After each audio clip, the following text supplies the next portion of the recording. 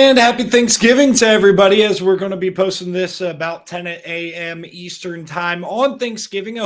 Hopefully you guys have a responsible holiday, long weekend. If you're like me, you don't have to work Thursday or Friday, and weekends are off, normally speaking, for me as well. So, it's a great time. Football all day, every day. In fact, I'm making this video right now, just like waiting for football. It's the NFL, and it's not nearly as good as college football, but at least it's football. There's no better American tradition. But for those of you new around here, my name is Colin Bashigal. We talk about college football as much as we can around here, and we do it over on TikTok. Man, I always do that. I always point in the wrong direction.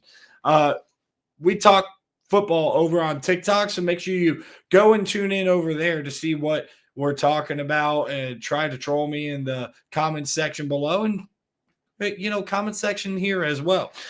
Anyway, we're going to talk about two games. We're going to kind of sandwich these together. Georgia and A&M, both potentially on upset alert on the road. One is a significant favorite, but the other one is a slight favorite. So will either of these teams, who are expected, like Georgia does need one team to lose between A&M and now Alabama.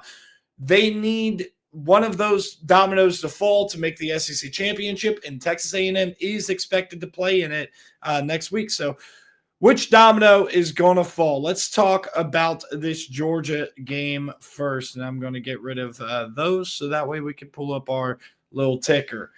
Georgia taking on Georgia Tech on the road, but it's not on the road. This is in Mercedes-Benz Stadium in Atlanta, Georgia. So that basically means that it's going to be at least a 60% Georgia crowd, at least.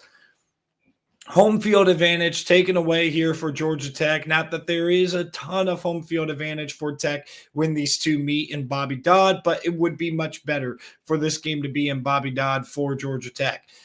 So, bottom line is this. The season is lost for Georgia Tech.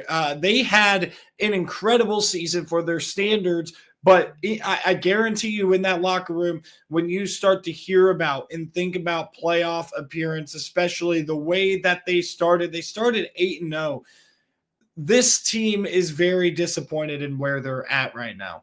They very much are, because if they would have won last week, they would have locked up a spot in the ACC championship, and they would be playing with house money against Georgia, knowing that they didn't need to win that game to go to the playoff. Now it's almost like, to save your season, at least what it means to you, you got to win this game. Will it knock Georgia out of the college football playoff? No, it will not. They will more than likely still be in the playoff. But the interesting part about it is they would probably get knocked below Alabama because they lost at home. So we'll see what happens here in this game. And if Georgia Tech can pull off the upset, what kind of drama does that cause at the top of the sport here for the college football playoff? I know, again, Georgia Tech's season is lost, and that record in the ACC should say 6-2. Georgia Tech could really play spoiler. How do they do it? Haynes King.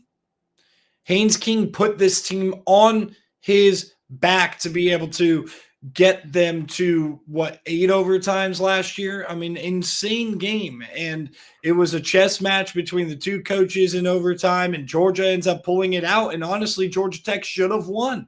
Bad officiating, I would argue, was a big reason why Georgia Tech didn't win. Is this team worse than it was last year, though?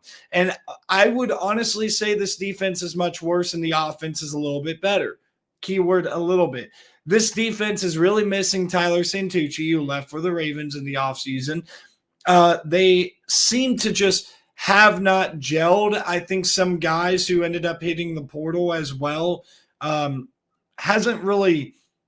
they haven't really been able to fill some of those roles. Like you saw Romello Height, for example, make some big-time plays and big moments for Georgia Tech last year. You haven't really seen that replacement.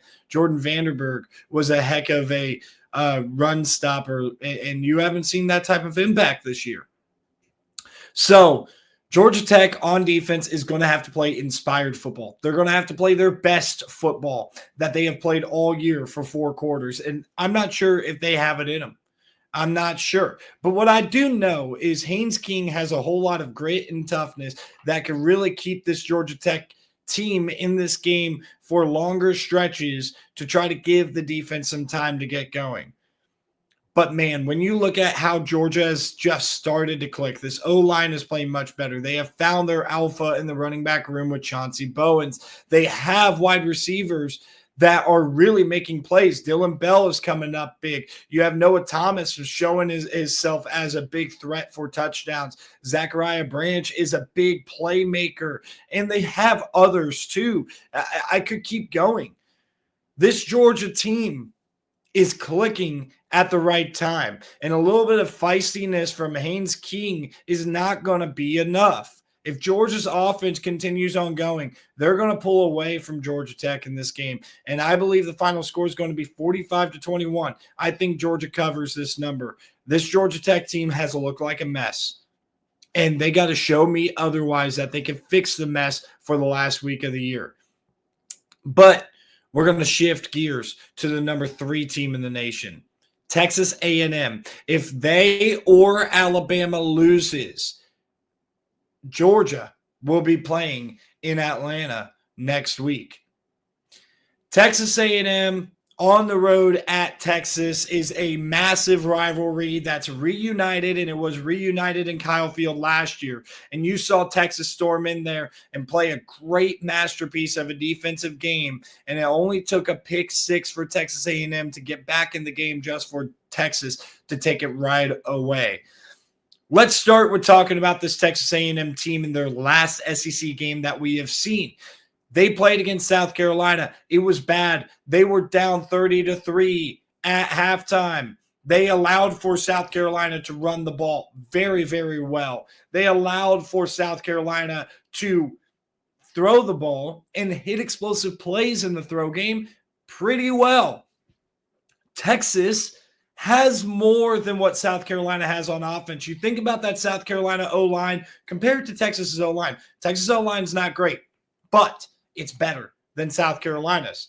And that pass rush didn't really start to eat until the fourth quarter in that game. Lenora Sellers was able to create, make plays, and I think Arch Manning's going to have a little bit more time, and he has the same ability to be able to create and make plays. Not to mention, Steve Sarkisian is going to watch some film of this team. See, that's the thing, is like, you have one of the best play callers in the sport. South Carolina does not. All right.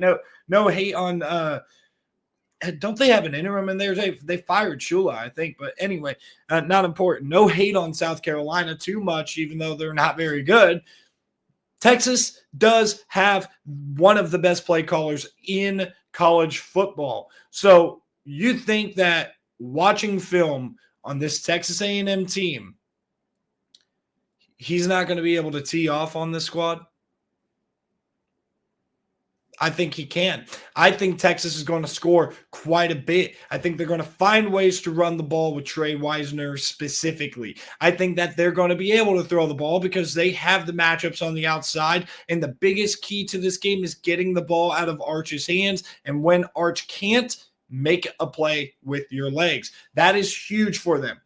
Because here's the other side. If Texas's offense can really get going in this game, Texas A&M is not going to be able to keep up. Marcel Reed is not consistent enough. And yeah, it was a tale of 2 halves. That's not normally how it is with Marcel Reed, and yet he's still inconsistent. It's a throw-to-throw basis in normal games for Marcel Reed. They will hit on some big plays. Casey Concepcion is a heck of a player. Mario Craver is a heck of a player. They have a great run game, and this offensive line is really good. Marcel Reed could use his legs. Ruben Owens can explode as well. This Texas defense is still pretty good, and they have not played their best. I said after the Mississippi State game, when their defense did have a bad game, and that was up to that point their worst game, I said that they will piece it together and have a complete game. They almost did against Vanderbilt. For the most part, it was a complete game. And then the defense late in the fourth quarter kind of collapsed a little bit, let Vanderbilt have a wing and a prayer to win the game. And they didn't recover the onside kick. And, they were able to survive that one.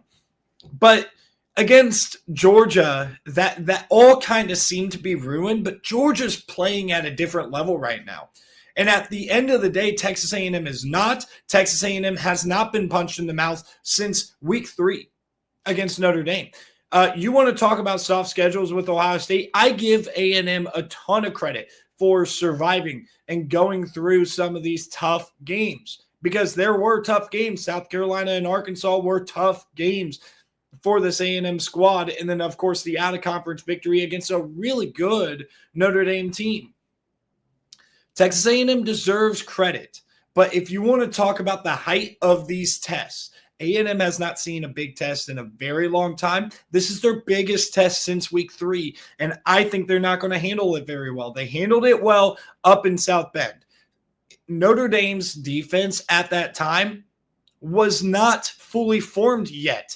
It was the first year for Chris Ash, a new system in there, not nearly as aggressive as Al Golden was, which is what Notre Dame, those returning starters, were used to. The islands on the outside with Leonard Moore and Christian Gray. And Leonard Moore, by the way, was banged up in that game. And then they were able to apply extra pressure and have that safety, Xavier Watts, who they are missing, lurking over the top. There were little bits and pieces that Notre Dame had to correct, and I believe they have by now. And Texas A&M was able to benefit off that.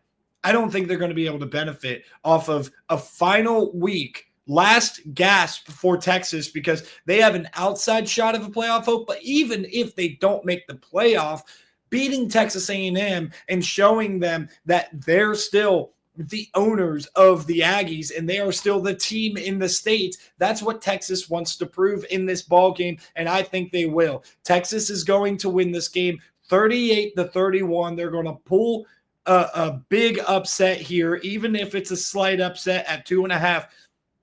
It will shake up the bye weeks, and it'll make everybody more skeptical on Texas A&M, even if they are already. I really, really have a lot of faith that Texas is going to be able to get this game, and I guess we're going to see if I'm going to be right tomorrow night. Anyway, I hope everybody enjoys their Thanksgiving. I'm sorry to the Aggies fans out there if I upset you, and very happy to you Longhorns fans if I made you happy today. We're going to be back later this evening. It might be late tonight. We'll see what time me and my wife end up getting home from all of our family Thanksgivings, and we're going to be doing Walk That Line. I'm going to be taking notes throughout the day, kind of in a weird way, but we're going to be doing that to kind of hammer down on our final Walk That Line segment where we need a big week. So we're looking for that, and then we're going to have more previews for Saturday's games. Tomorrow morning is when we're going to kick them off with Ohio State and that team up north. You know, it's professional over here. I'm going to call them Michigan for the video. But that'll do it. Make sure you leave a like. I'll see you guys in the next one.